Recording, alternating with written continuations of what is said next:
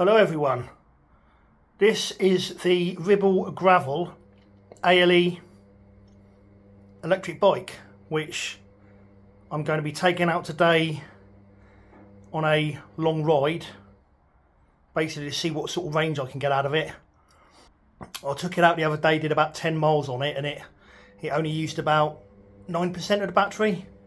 So yeah, I'm aiming to do maybe 60 or 70 miles today. I'll be taking some footage of the ride, so yeah, we'll see how it goes. Well, just heading off, just leaving my hometown of Saltash in Cornwall, heading across the Tamar Bridge. Today I'm going to be riding up to Oakhampton on National Route 27, which basically starts in Plymouth and goes up via Tavistock onto Oakhampton via the Granite Way.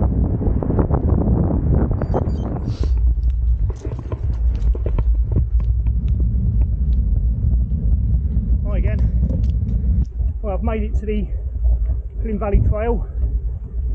I've currently done 10 miles, just under 10 miles. I've used 5% of the battery so far. I've been keeping it in eco mode. I'm now on the Plymouth Trail, which is, although it is slightly uphill, it's quite flat really. And I'm not actually using the assist at the moment. Still well within my comfort zone. Heart rate's at 110 with about 13 miles an hour. Let's talk a little bit about the bike.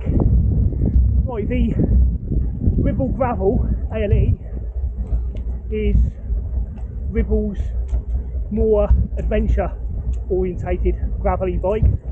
They do have another one which is the CGR ALE, which I tested a couple of years ago. The Gravel ALE has, I would say, got a much slacker head angle. It's got clearance for wider tyres. It's certainly more of an adventure orientated gravel bike.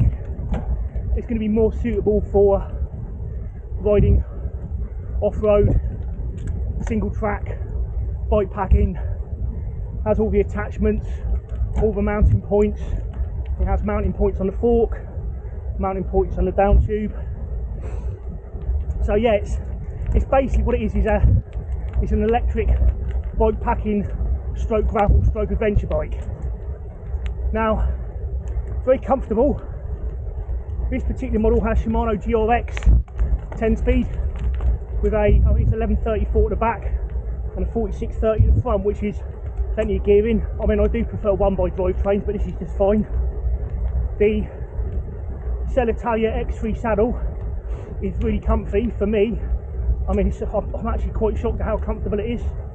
No numbness, no soreness, it's perfect. The tyres are Halo gravel tyres, they're 650V by 47. I've actually got them set quite high at the minute on the PSI. I've got them set at 50. I've got them at 55, 40, 55 at the back, 40 at the front. But yeah, it's a really nice bike. Really impressed with it. One thing I will say about the assist is, because it's quite a heavy bike, my regular gravel bike weighs in just under 10 kilos, about 9.8 kilos. That's a Merlin GX2 or G2X.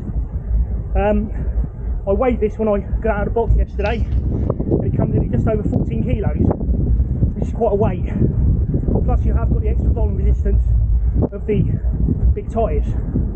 So I've actually found eco mode, all that really does for me is cancel out the extra weight and the tyres. Having said that, I'm riding without the assist at the moment and it feels absolutely fine. I will be coming across some steeper hills later on, so I'll try it in some of the higher assist modes.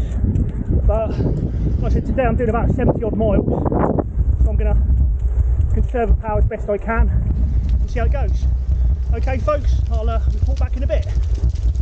We're now 25 miles in and we're coming into a small section that's off-road, just past Peter Tavy on the way to Lydford. So I'm confident that I'll be able to do this ride in its entirety without having to worry about running out of battery. Not that I worry about running out of battery anyway, because in all honesty, this bike, it's so easy to pedal without the assist. It's you know, it's ideal.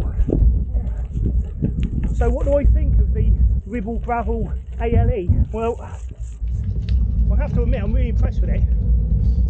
It's incredibly comfortable. When I looked at the saddle, I was a little bit unsure, but it's been a revelation. Actually, I'm really impressed with it. The big tyres really do a great job of soaking up the bumps. I mean, you could buy this really and just ride it on tarmac. I mean, most of the roads in the UK aren't that well surfaced anyway, so you know, to make a great commuter bike, really would. Be a pretty good urban bike as well.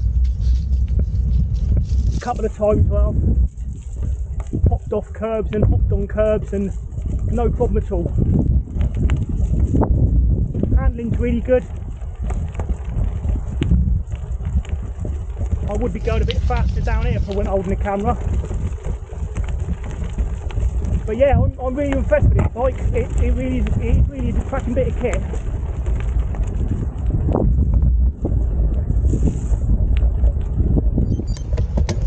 Yeah, if you're after an e-bike that's just going to give you a little bit of help now and again, it's bloody brilliant. It really is. What I love about the assist is it's so subtle. You know, it just makes life a little bit easier. I mean, I'm fine riding a regular road bike. You know, I've done what, nearly 7,000 miles this year, but it is nice. It's just, I think particularly if you do a lot of hard training, an e-bike is a good recovery tool. It's good for doing sort of zone 2 training. Anyway, I'm going to sign off for the minute. We've got a little bit of a technical bit here, so I will report back when I get to Bocampton. See you later, guys.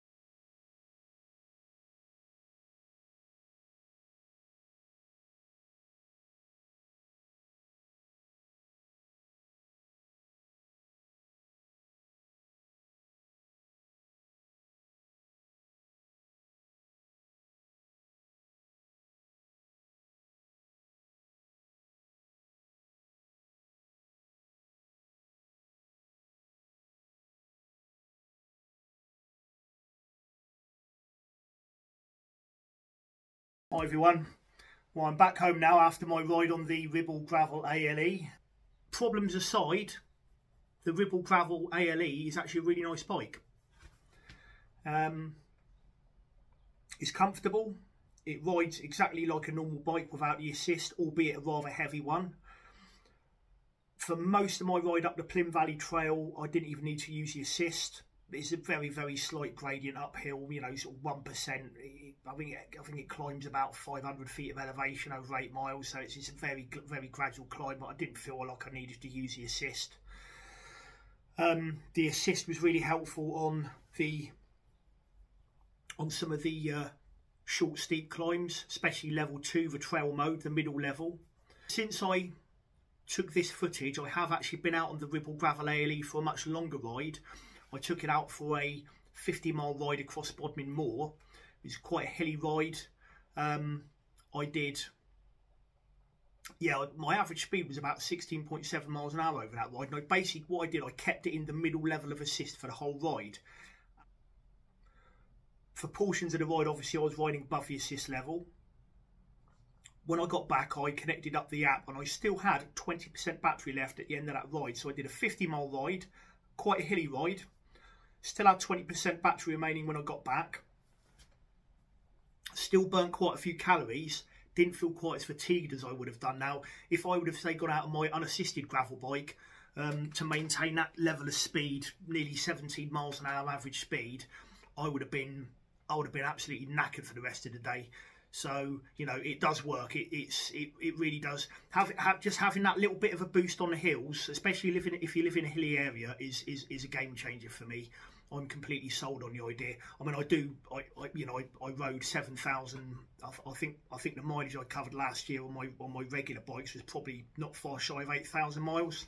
So I'm cycling fit, but I'm getting up to my mid-50s now, and you know, I do find on longer rides in particular, it does kind of take it out of me a little bit. I do feel a little bit knackered for the rest of the day. So I'd have no trouble in recommending the Ribble Gravel ALE. I think it's a great bike. The weight isn't really a problem. You can ride it as a regular bike if you want to, but you've always got that assist to fall back on if you do get a little bit tired or you come to a particularly steep hill. So anyway, I'm going to leave it there, folks. Thank you very much for watching. I hope you enjoyed the video. If you did, please don't forget to like and subscribe. I'll be adding more content in the future. See you later, guys.